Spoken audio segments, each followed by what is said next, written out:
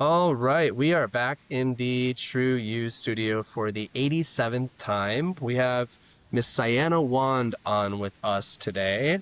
Syanna is the founder and creator of Interpersonal Embodied Healing and is both a lifelong student and teacher of relational and somatic healing. She began her work as a certified nutritional therapy practitioner and eventually expanded her focus to include trauma, recognizing its deep ties to her clients' complex health challenges. Over the past decade, she has supported hundreds of clients in cultivating safety, connection, and ease in their bodies, minds, and relationships. Syanna is a trained functional nutritional therapist and has completed NARM Level 1 training for working with complex developmental trauma. She currently sits as the director and lead teacher at the Institute for Interpersonal Embodied Healing, where she trains practitioners in the art of trauma work, grief work, and recovery. She also lives in Salt Lake City, Utah with her partner, son, and their two dogs, and she enjoys spending time in the beautiful mountains surrounding their home. Miss Syanna, welcome to the podcast. Hi, thanks for having me. Newborn son, Yes, too. newborn son, 3 months New currently. mom, new mom. We Yeah. love that. Congratulations. Thank you. Fun fact, too, I think it's been almost 4 years, 4 years-ish that we've been in Yeah. the trenches together.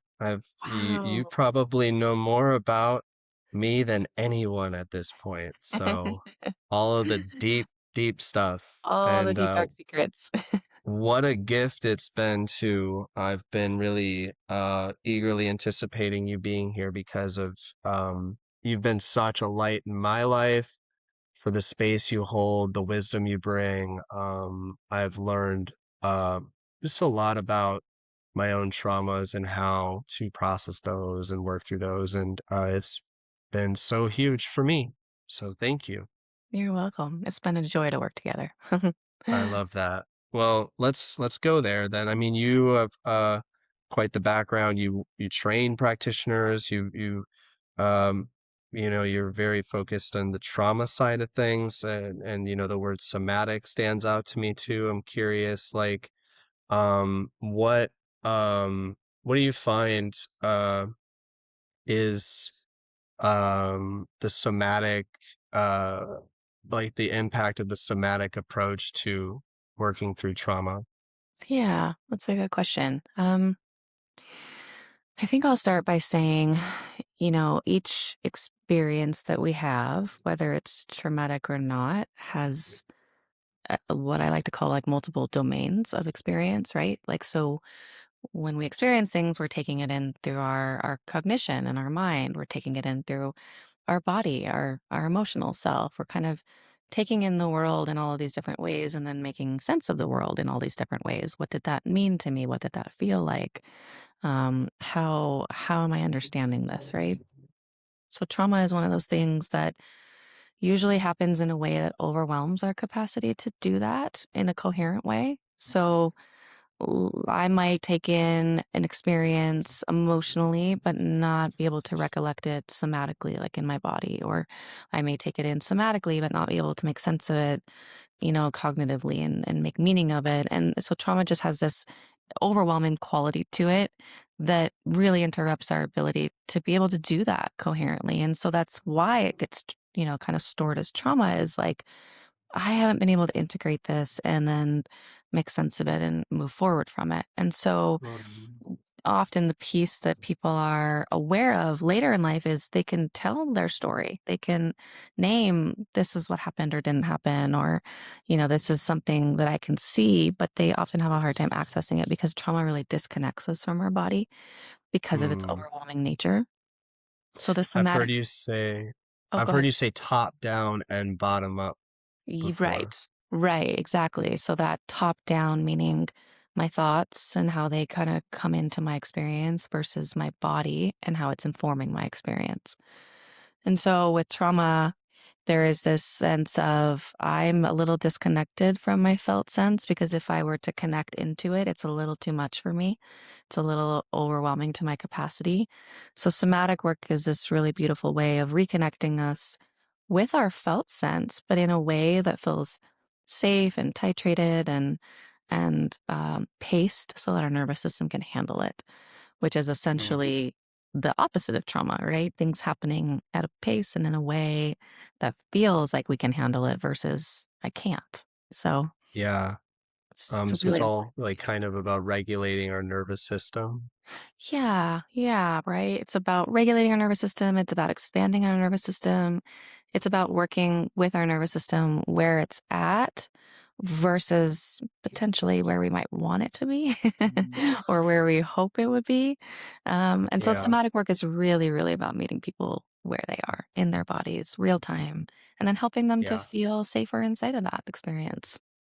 I've found for myself that being in the pain and allowing it, and then we've done this before, but then even on my own, you've cued me up for this on my own too. It's like that allowing this, the sensation, the pain to be present in my body and for me to be with it, to nurture it, to Yeah. just sit there. And I've noticed for myself that it passes, doesn't, it sort of fades. And Mhm. then it likes to veer its head back Yeah, if yeah, it's as it does. triggered and things, come up. But I've noticed that just by being in that, um, is that what expanding my nervous system is? Yeah, I was going to say that's a perfect segue. So something you just named, right, is I think sometimes, and I'm guilty of this, right? Like in my own healing journey, I think sometimes there's this idea that if we come to healing work, that at some point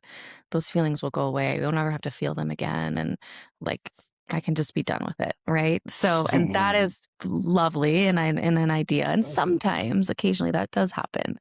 Like with shock trauma, that can happen. We can move through it, be done with it, we can discharge it, and it doesn't necessarily come back in the same way.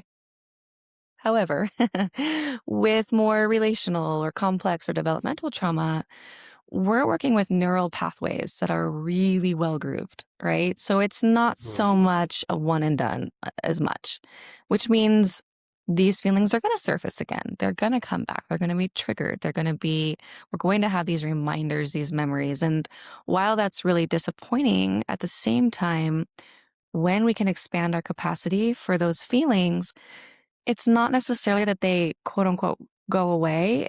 However, they don't feel as scary. They don't feel as overwhelming. They don't feel as devastating when they come back because we have a different kind of relationship with them now, right? It's like, there's my old friend. I know how Yeah. to be with this. I can breathe through it. I can resource myself.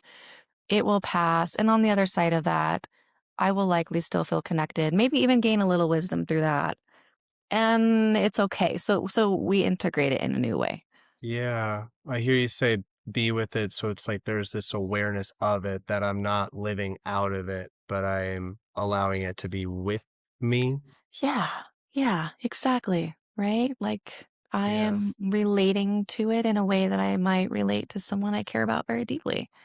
And I'm if not we don't do that, then we can get kind of caught in the identity of living out of it at times. Maybe some of the behaviors that leak from these parts. yes, totally. Yep. Which again, I think we're all familiar with in ourselves. Oh, yeah. Oh, yeah. Yeah. It's such a fascinating topic for me. Actually, right now I'm reading this too. With Oh, it's a good one. yeah, Hmm. Vanderkook, The Body Keeps the Score, and it's like I'm just learning a lot about this because I've had a lot of my own, and then I've been with people that have significant amounts of trauma, and it's just like so revealing, like, or what's the word? Like, honestly, it's just incredible how much impact it has over how we live our lives Yeah. and like the amount of work necessary for us to grow through it, to process it, grieve what we need to, and like how that positions us for what I believe, like everything, how we show up and lead our lives in every way. Hmm. Like, Hmm. um, how would you speak to, I guess actually before I even go there, there's a question that came up at the beginning and I'm curious how you would define it because I think it can be interpreted in many ways, but how would you define trauma, just period? What is trauma? Yeah, yeah.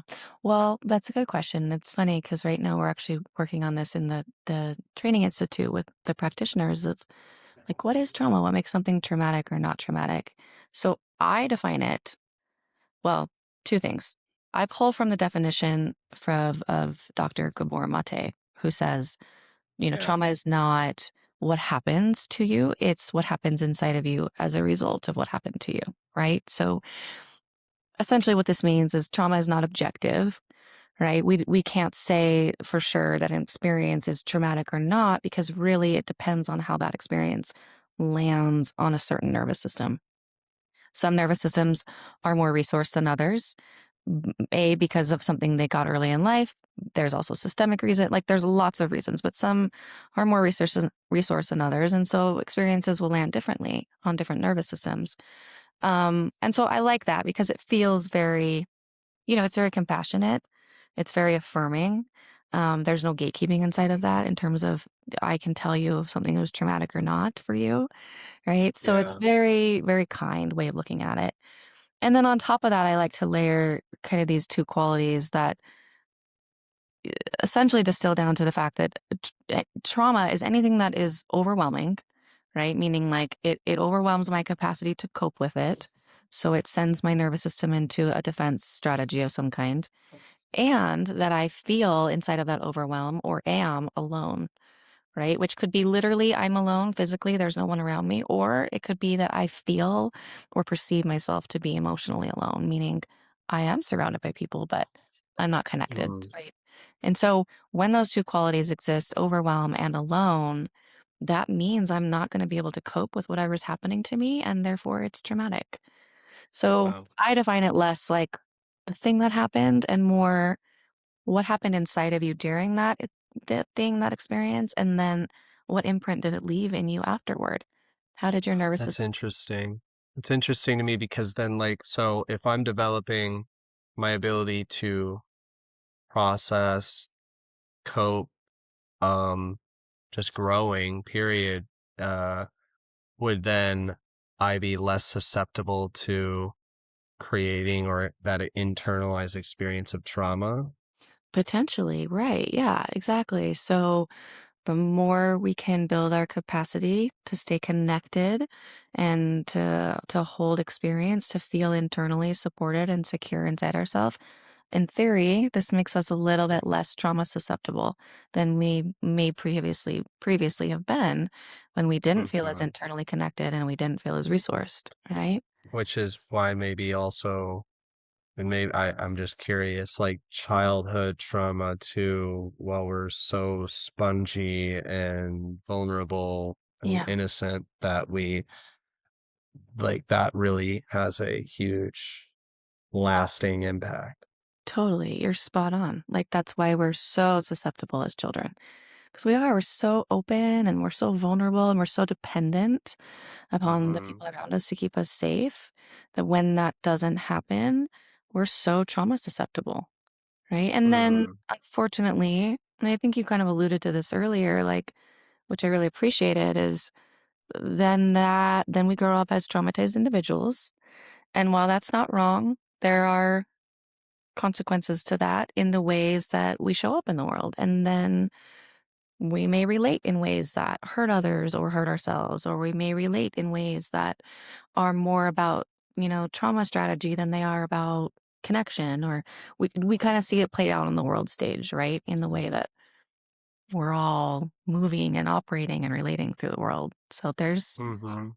there's like this kind of web effect to it that goes out Oh many. yeah. Yeah. Would you consider then the somatic work and the like expanding that capacity of the nervous system as healing, or as is that like a remedy to, because you said too there's like the shock trauma that can you'll never it'll never veer its head off, might not ever veer its head, Yeah, right. but some of the developmental or relational stuff may very well continue to pop up forever. I don't know. Yeah. And I'm curious also about, well, what really is healing then? you know. Yeah, yeah. There's It just a leads lot of us. curiosities popping up, you Yeah, know. yeah. Well, I think everybody kind of defines it a little differently. I can tell you how I define it and think about it.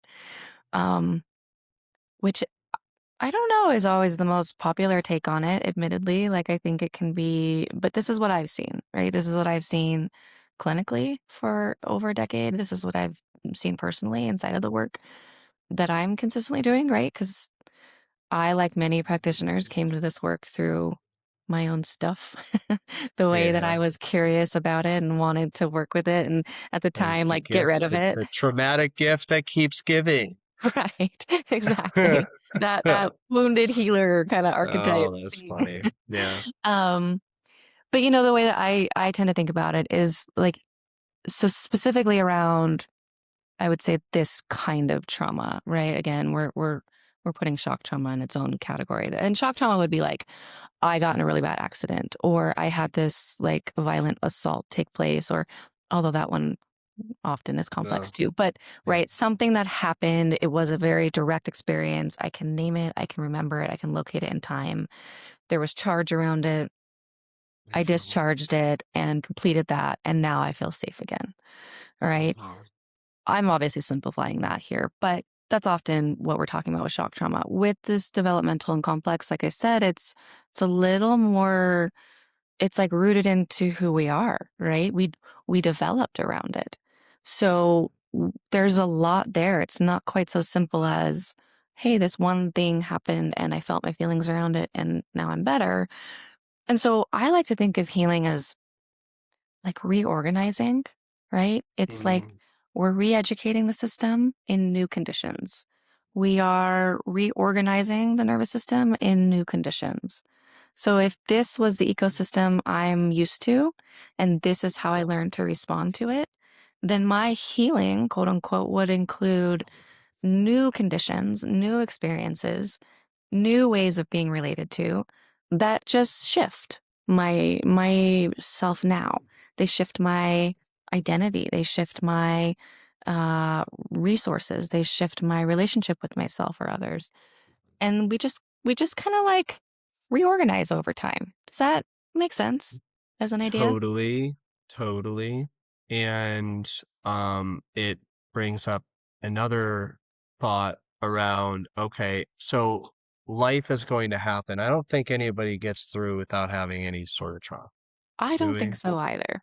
I don't think anyone's skirted through. I don't think so. Um, so then is that also like what we're talking about in the reorganizing, the processing of this, part of what sets us up for our development in life and wisdom and creating new strategies, seeing who we get to be. Like you are a wounded warrior that's now passionate to give that away. So Yeah. it's clearly has some sort of the gift of trauma for you, you know, like you're Right. like, oh, well, like there's something there. So in um I can speak to that for me too, like in men's work, what I go through, it's like there's fulfillment in giving that now, and there's purpose that's been created out of it because of what I went through and because of what I've learned. So Hmm. there's this developmental side of it that I'm like, oh, well, maybe it plays a pretty key role. Um, and then there's the allowing it to um fester or be unprocessed, and it's like that can have such a cost associated with leaking out and all the behavior that, you know, comes from living out of the traumas. Like, so it's like such a important, this is what's coming up for me. It's such an important piece of like our yeah, development, who we get to, how we get to live through, like choose to live our lives. Like, and there's really no way around it happening, you know? Yeah. Like, Yeah. If I can speak to that, because oh yeah, I love what you're speak saying. away. You know what? I think what you're naming is something two things. So number one, it's so important because you're right. This is developmental, and we're not here to glorify trauma. We're certainly not doing that, right? But we No, not a huge fan of it. not a No, I huge mean fan. I can frame it that way though to help. Yeah, Yeah. but not nobody Yeah. likes being traumatized. No, no. And it's heartbreaking, right? But I think what you're speaking to is a couple of things. Number one, this element of grief inside of it that is so important to acknowledge, to be with. And number two, the more sort of systemic or cultural ways that we've learned to be with trauma. Because what you're saying is, and again, if correct me if I'm mishearing you, but what I'm hearing you say is there is post traumatic growth available for us, right? And Mhm. we know that. We've studied that. We know it's possible. We're still trying to figure out what's the difference between whether I'm able to grow through my experiences or whether I kind of get stuck there and end up living through my adaptations, right? Uh, Mhm. And we're also knowing, and I say knowing, meaning research is catching up with what more traditional indigenous wisdom practices have known forever. So when I say we know now, it's like what I mean is we're starting to verify this with research, right? Is that Yeah. the difference between what we see now and then is that when we have the relational support, when we have the witnessing, when we have the care, when we have the nutritive experiences of support that allow us then to slowly integrate something terrible that's happened to us or painful or heartbreaking, that's when we start to see the possibility and the hope and the growth on the other side of it. Because you're right, there's something developmental about going through difficulty and developmental about learning about ourselves and the world through that experience. But that's only made possible when we have containers of support for that. Yeah. Unfortunately, we don't all have access to that for various reasons, right?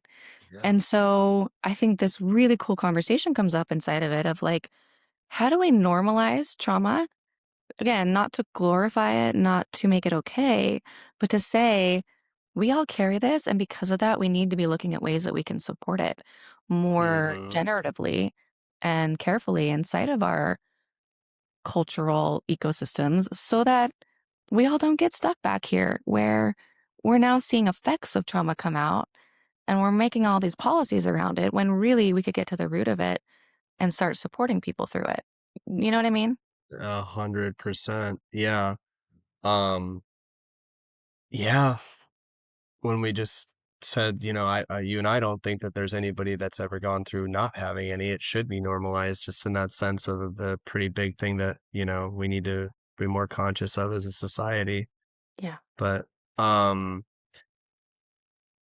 the the word purpose also keeps jumping out at me. And I know for me, traumas helped me discover a grander purpose in life, like Mm, helping others discover what they're capable of is my simple version of it. And why I'm passionate about that is because of all of what I've been through and overcoming, still in it, still fighting the good fight, and that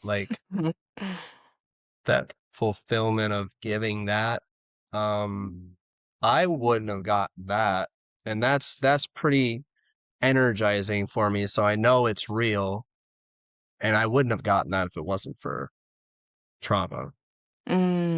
okay. So you're So saying you found a way to not only feel at peace with it, but you actually have found some gratitude inside of your experience. Is that kind of what I'm yeah, hearing? a Yeah, 100%. And I'm not out to glorify trauma again, as we both sure. keep saying, but I don't believe that any of us would be living our lives the same period without those experiences. As we Right. if there's trauma, we are going to live a different life Yeah. than before the trauma, Yeah. period. And Yeah. how we decide to adapt and um like either react or not get that container of support, and then it can be a detriment, or we can transmuted into being something super abundant.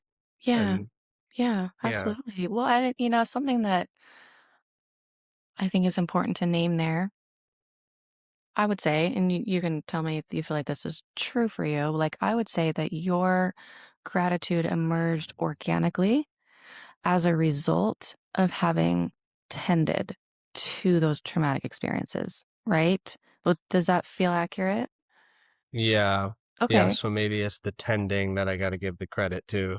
Well, but and so yes, and but what I'm saying is essentially is I think sometimes, and I've seen this in like, wellness spaces, which I've been a part of for a very long Hmm. time in different capacities, is that Hmm. sometimes and culturally, sometimes we want to like jump to the gratitude, right? Or we want to cognitively reframe it, like you said, we could do.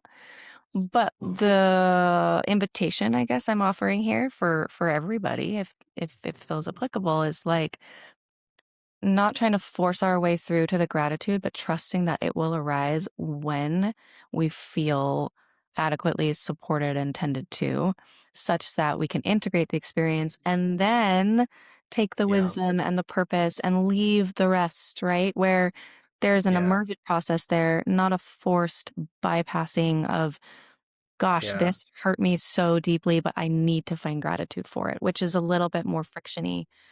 You know what I mean? And that's where the word integrate comes in, right? Yes. That's Yeah. the one that stood out to me there, Yeah. allowing it to, and that, um,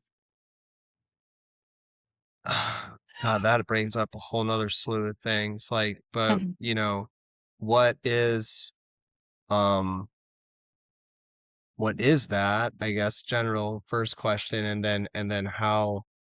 I mean, we're all different, but you know, is that a practice that goes on forever, and then you reach a certain point where now things begin to click, and it's like the gratitude kicks in, Mm, or like, is that you know, like I need a week to like when I got hammered with some recent stuff, I'm like, this is gonna take a couple weeks of me just, very intentionally feeling the pain, slowing down, getting loved on.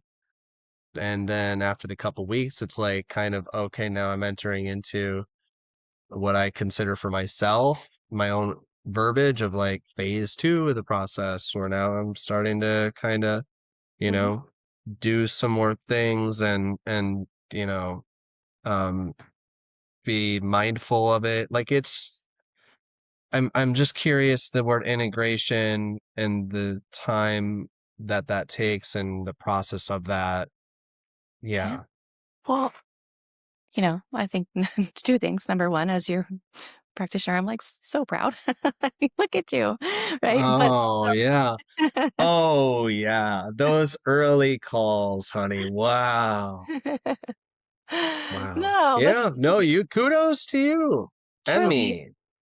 watching you move through your life connected, that is why I love this work, right? Mm, Because you get to digest your life as it's happening. That is so much of what we don't get to do when we are raised in an emotionally phobic culture. hmm. We then have to go through the experience, suppress it, and then it comes out like later, like 30 years later in therapy or coaching or something, right?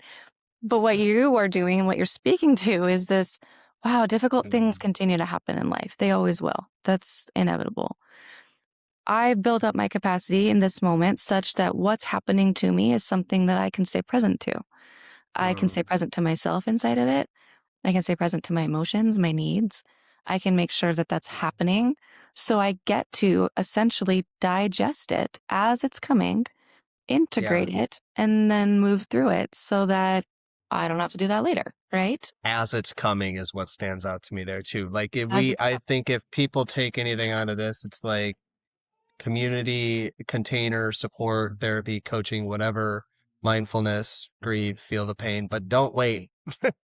Just, that's the thing that comes up for me is like Sure. allow it, accept it, be in it, like that shoving it in and avoiding it for 30 years, like you said, is not, Yeah. that's that, yeah. Yeah. So, Well, and here's yeah. the like I think, the beautiful part about that is and I tell people this inside of the grief work all the time, is like, hey, it waited for you because you didn't have the capacity back then. And that's okay.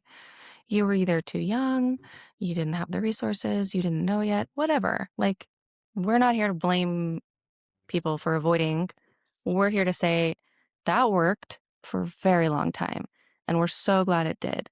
And now, might you want to develop a different way of holding this so that you don't have to keep doing that, right? So that you can get to the place where developmentally and coherently you're in line with what's happening in your life, where you're like, it's happening, I'm taking it in, I'm staying connected, I'm digesting it, I'm moving through it. And I just kind of do that throughout my life, which we would say means I am emotionally maturing in the way that I need to be versus Mhm. kind of getting stuck back there, right? But that's the Yeah. good news. Like, this stuff waits. And that can be hard, but also it's benevolent. Like, you get the chance to do this anytime you want. It's right here. And as soon as you get the Mm, support to do it, it's ready for you. that's true. That's good. So the integration comes when we choose for it to come, sort Yeah. of, or yeah. Yeah. It's like when we have what we need to do it, then it happens. And if we haven't been able to do it, all that tells me, like when I'm sitting with someone, all that tells me is that like you haven't had what you needed to be able to do that yet. So let's figure out what it is that you really need that you don't have. Let's try to get that for you. And I'm Mm, not trying to simplify needs. Those can be complex, but let's try to do that for you so that your body can do what it needs to do. It's a little like actual digestion, right? So this is my functional oh, nutrition. here's the nutritional side. There's a Yep. nutritionist coming in, right? So with Yeah, digestion, love it. Swiss Army knife you are. I can eat food, Uh-huh. and if I don't have enough stomach acid or enzymes, or if that gets stopped up somewhere and I don't have pancreatic enzymes, or right, I can't actually take that food in. Now I have all these digestive issues. I have all these problems. I'm not taking in nutrients or assimilating them, or I don't have, now I have ulcers, or now I have bacterial overgrowth, right? But if I can give my body what it needs to do it, it will do that job. It will take in food, it will grab the nutrients it needs, and it will excrete the rest in waste. It's a simplified analogy, but that's kind of how it works emotionally, right? Life comes in at me. If I have what I need, I can take the nutrients, I can process through it, I can move through my emotions, and then I can kind of like let the rest go. And that's that post traumatic growth you're talking about. But I have to have what I need. So if I'm not getting that, it's not my fault. I just don't have it yet. Yeah. And if we're all gunked up and we have our intestines all, funky and everything's there, it's almost like you need to flush and just I'm like the word fasting is coming up too, where it's like, yeah, I think it becomes more simple in the integrative process in this work after I've been eating the good food for a little bit, you Sure. know, and I'm going through it. So it's Yeah. like for the listeners that are struggling, I like that you're connecting it to physically eating. It's like there's that getting in shape process kind of. Yeah, totally. There's like, hey, we've got a little bit of work to do in these different systems. But as we do that and we do that consistently over, some time, the system starts working Hmm. a little bit more functionally over time and it'll feel a little bit better too. Right. And again, the lens here is compassionate, or trying to be anyway, in the sense that like I think sometimes there's a lot of internalization around self-blame. If I'm not getting better, it must be because I'm not efforting hard enough, or I'm not doing it right, or I need to find this thing and there's a failure on my part. And often there isn't. There just isn't the need that's still needing to be met for me to be able to move through that. Yeah. Mm.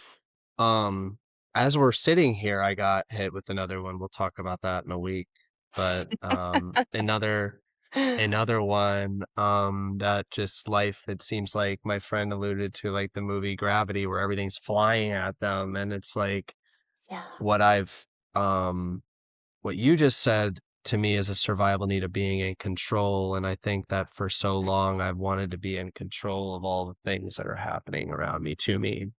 Yeah. Um, and I've reached a point in now that, I mean, the reason I can even be on this now with you, I think, is just the word acceptance comes up to what's happening in my life. And this is where spirituality comes in for me. And I don't know if Mhm. that where that plays roles in traumatic work, but Yeah. um without faith, without acceptance, um it would be debilitating. It would be hard because there's nothing that I can grab onto to feel in control right now with Mhm. what I'm going through. It's Mhm. like trusting one step at a time as it develops to discover where I need to go with everything that I'm facing. Yeah. So, Yeah. That's yeah. huge. And none of it looks good. So It's it messy. all looks really bad. I mean, there are the good. I can see the post-traumatic growth. I can see my purpose. Mm. It's all like right there. But the season I'm in is like, there's this deep amount of uncertainty and, um, really like heavy random crap that just is hitting me. And I'm like, okay, at this point, it's gotten me to a place where I'm like, this is clearly not completely in my hands. Like I can only accept what is and allow it to just take one step at a time. Yeah. So, Yeah. Well, I think that's really great for you to name for anybody listening too. It's like, this is not pretty work. Like, we can talk about it in ways that are really pretty. We can make it lyrical. We can make it purposeful. We can bring poetry to it, right? But the actual lived experience of it is quite messy and oh, it disorganized. sucks. Yeah, it's yucky. It feels awful and resistant Mm, and like, so yeah. I think that's great that you're able to name that here because that just brings it down to the level of we're all humans. We're all struggling our way through adversity when it happens. And the pretty part is after, right? Hmm. Although I will say, if we could see ourselves maybe through the lens that other people see us sometimes, we might realize like, oh, I'm doing this. Right. And that's, I think, my job too as a practitioner is to like really help people see themselves and the like innate intelligence inside of their bodies and the wisdom that they carry that even when they can't see it, like they're they're right, like everything that's happening is the right response given the context. And so Hmm. that is sort of the affirming part of this work is like, let's Hmm. affirm that you're living, you're doing it. Yeah, that's great. I mean, how would you like when acceptance just keeps coming up for me? Is there like a Mm. part of the work that like just do you find in people like when there's just while they're going through it, like surrender, acceptance, Mm. like I've found that hanging on to the control and the desired outcomes and all this just makes it so much worse Yeah. for Yeah. me. Yeah. Yes, for sure. Well, I think it's important to say acceptance is a capacity, just like love or disappointment tolerance or the ability to sit with our grief. They're all capacities, right? And they get built through repetition and consistency and support that make those experiences feel safe in our body. So Mhm. if we are someone who is, we can use the word controlling, which often has like a pejorative label to it. Like nobody wants to be called controlling. That's like that's you're like Been the there. worst, Yeah, I right? mean, yeah, yeah. Like, If you haven't been there, you're lying. right. So, Like that's not a label any yeah, of us yeah. want to carry. Like, ooh, No, but we but all do yeah, it. yeah. And so the affirming lens would say that then okay, well we just don't have the capacity for uncertainty that ideally is built when we're young, when our caregivers model it for us and like let us borrow their nervous system. Right? In a grounded adult nervous system, it's like, yeah, you're right. We don't know. And that's hard. And I'm here for you and I'm going to hold you and squeeze you and love you until you know that no matter what happens, right? Uncertainty, we're going to be okay. That's the felt experience of uncertainty tolerance that leads us to be able to let go, Yeah. surrender, accept, right? But if I don't get that, then I get to later develop that capacity as an adult through small micro experiences of accepting what is, naming it, hey, this is what's here, not liking it or agreeing with it, just this is what's here. Can I regulate, ground, resource in every moment of this until it feels a little more predictable again? And that's how I Mm, get through that. So I think what you're saying is over the years, you have increased your capacity to really accept and surrender and let go. And part of that has come through connecting and staying connected to, for you, a higher source of love and faith and right. And I think mhm, that's a beautiful role that spirituality or religion can play in people's trauma healing journeys is it can be the mhm. caregiver we never got. It can be the safe other that we may have never had, that we can look to and rely on and borrow that sense of safety from until life shows us something complete or predictable or a little more externally safe as well. Does that make sense? Yeah. Yeah, it does. Well, well, we're almost there.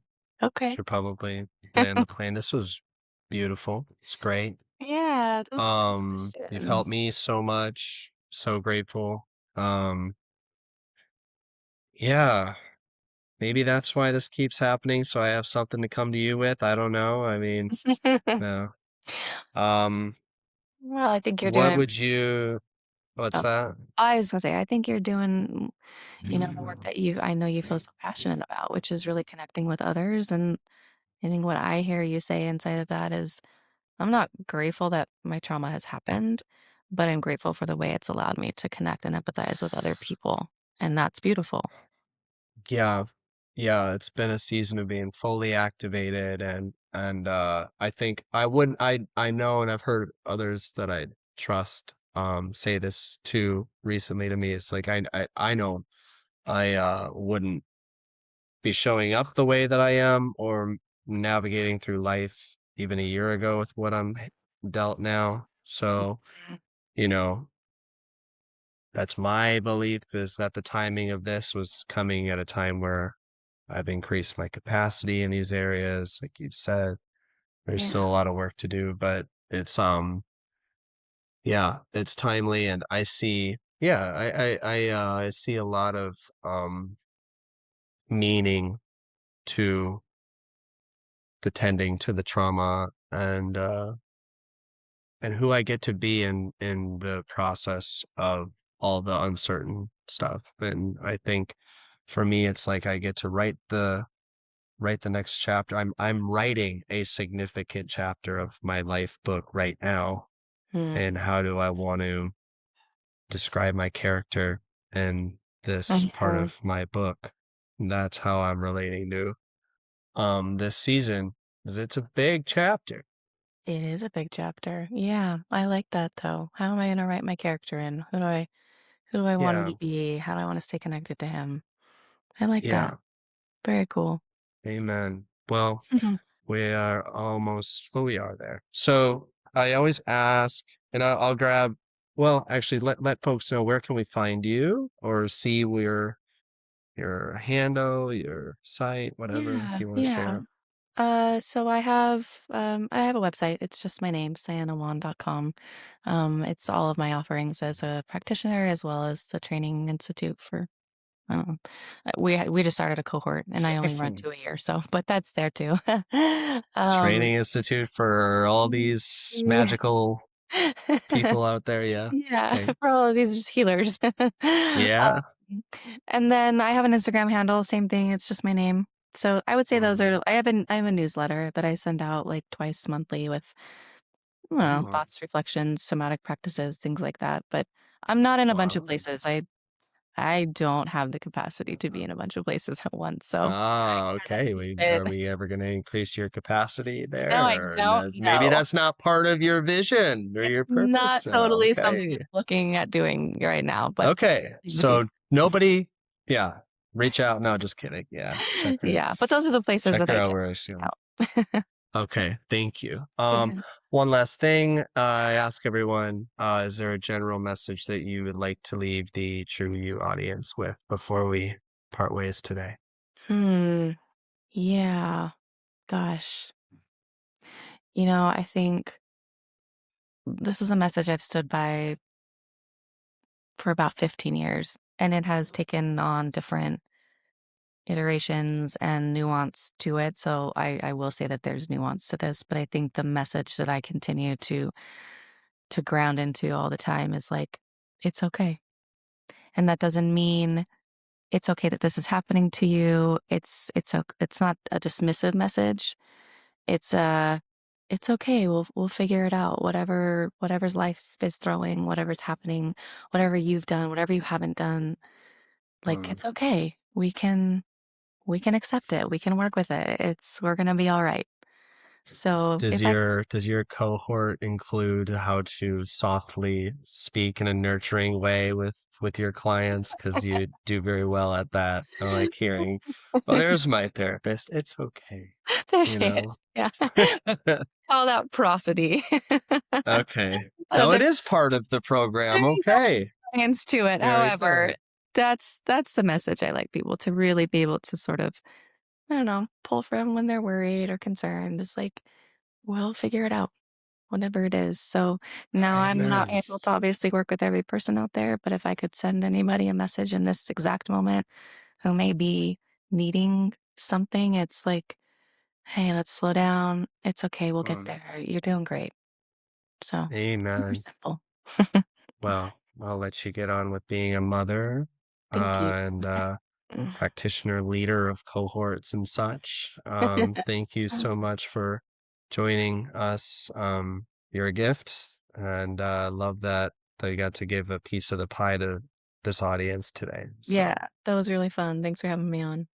all right. We'll see you soon. Thanks, Syanna. Bye. Bye bye.